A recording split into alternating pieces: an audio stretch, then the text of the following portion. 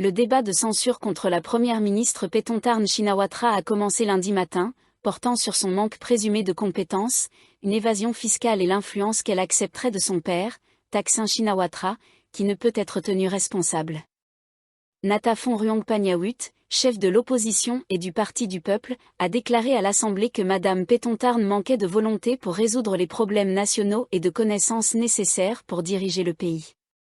Il a souligné que plusieurs problèmes nationaux, dont la pollution par les particules ultrafines, les tarifs élevés de l'électricité et la prolifération de la tilapia noire invasive, restaient irrésolus.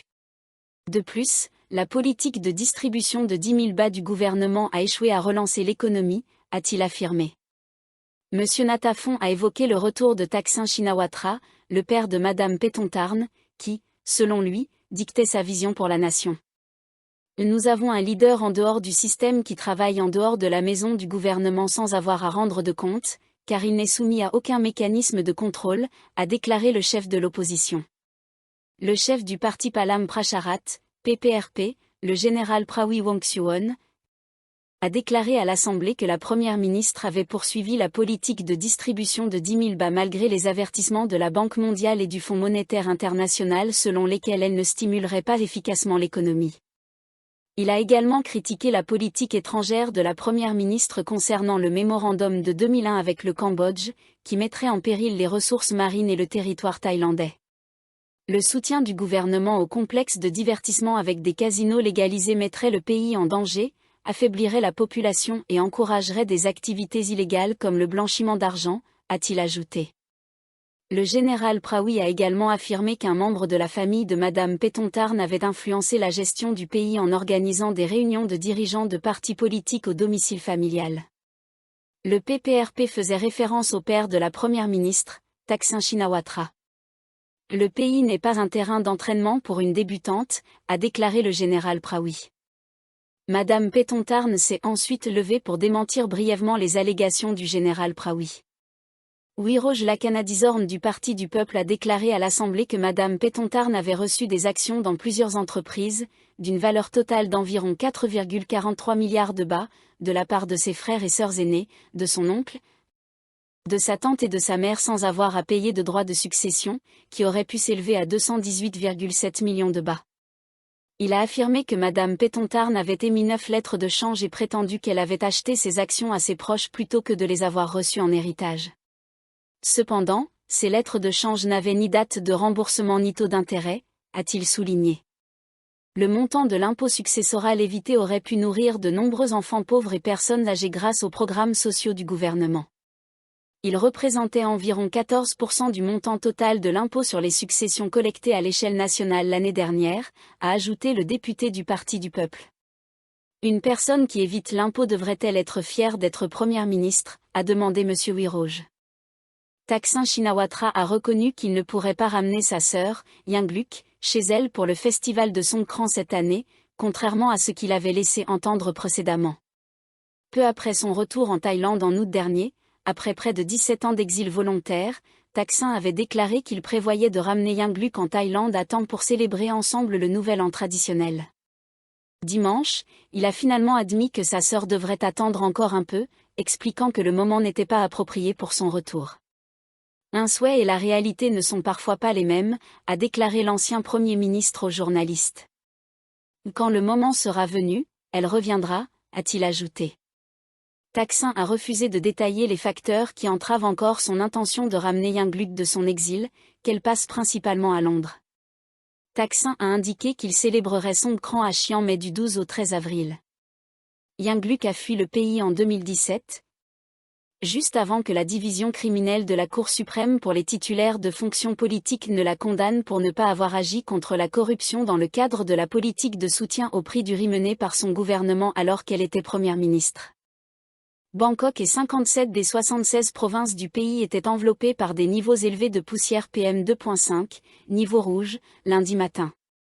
Le rapport de l'Agence de développement de la géoinformatique et de la technologie spatiale, GISDA, publié à 7 heures, indiquait des niveaux de particules fines PM2.5, d'un diamètre inférieur ou égal à 2,5 micromètres, dangereux pour la santé dans le nord, le nord-est, la plaine centrale et l'est.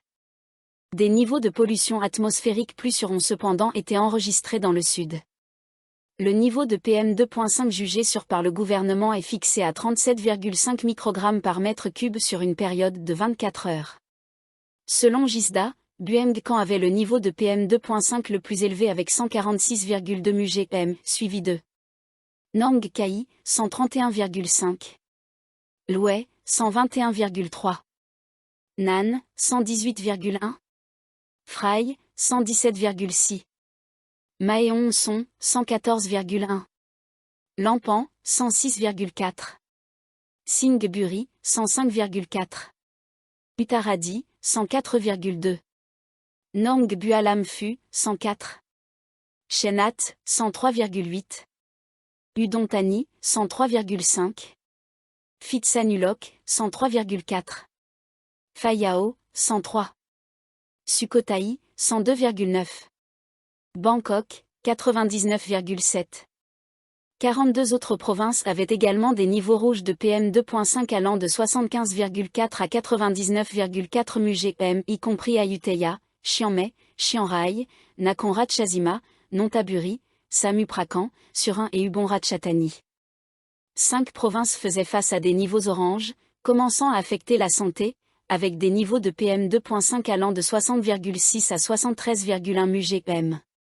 Il s'agissait de Amna Charoen, Prachuap Khiri Khan, Rayom, Sisaket, Yasothon. Krabi avait une qualité de l'air modérée, niveau jaune de PM2.5, avec 28,5 mg/m de particules ultrafines.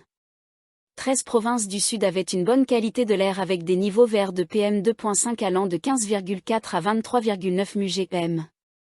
Chimphon, Nakhon Si Thammarat, Narathiwat, Pattani, Phang-Nga, Phathalung, Phuket, Ranong, Satin, Songkhla, Suratani, Tramg, Yala.